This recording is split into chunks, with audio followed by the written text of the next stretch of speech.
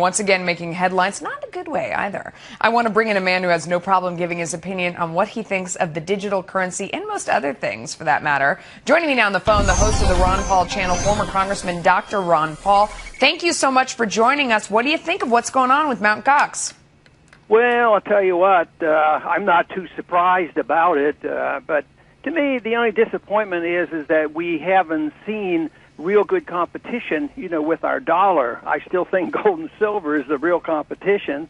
So I'm not surprised at all what's happening. I never predicted that this type of digital currency is going to be able to replace it someday. It might help, substitute for it once the Fed destroys the dollar, which is inevitable, and then other things will come about. But I've been so much involved in hard assets and something you can hold and touch. So you don't like the idea of a digital currency? Well, I like the idea of competition. If somebody else can figure something out and they don't commit fraud, see, there's a lot of questions now about whether there has been any fraud. So no, the concept, I want to make it legal, and I want competing currencies, but no fraud. And I believe that a digital currency was legitimate, and the government should never interfere and close it down. That's my biggest concern. But doesn't this all make, sort of an argument for government regulation? Because you look at the amount of money that now people can't find, whether it's disappeared or not. $350 million, in digital currency that has now been separated from its rightful owners. No one has any idea where it is. That seems to be a cry to bring in regulators, and one such regulator was on just before you. What good has the regulators ever done? We've been having super regulations since the 1930s, and we've sure had a lot of booms and busts and inflation. Well, but if a bank goes out of business, I mean, you can get your money back. It's insured. You know where it is. That if you're not physically holding your money in your hand, go ahead.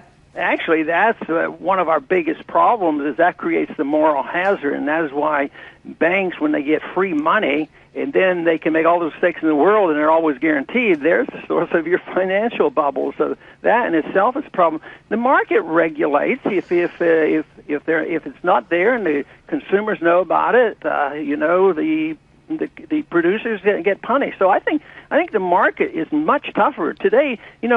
5 years ago when we had our crisis, a lot of people were bankrupt, in big trouble, and the regulators came in and bailed out all the people who were ripping us off.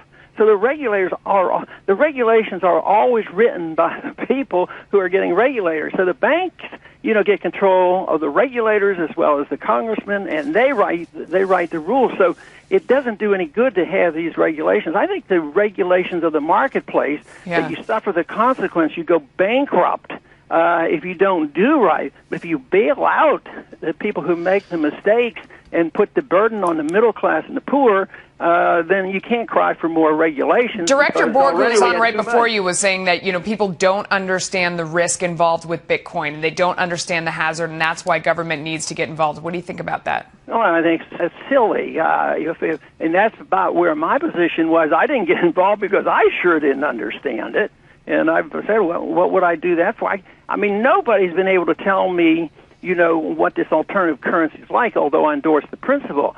But if you ask me to define an alternative currency in gold, let me tell you, I can show it to you, and I can have you feel it and touch it and put it in your pocket. But nobody knew anything like that when it comes to a digital currency.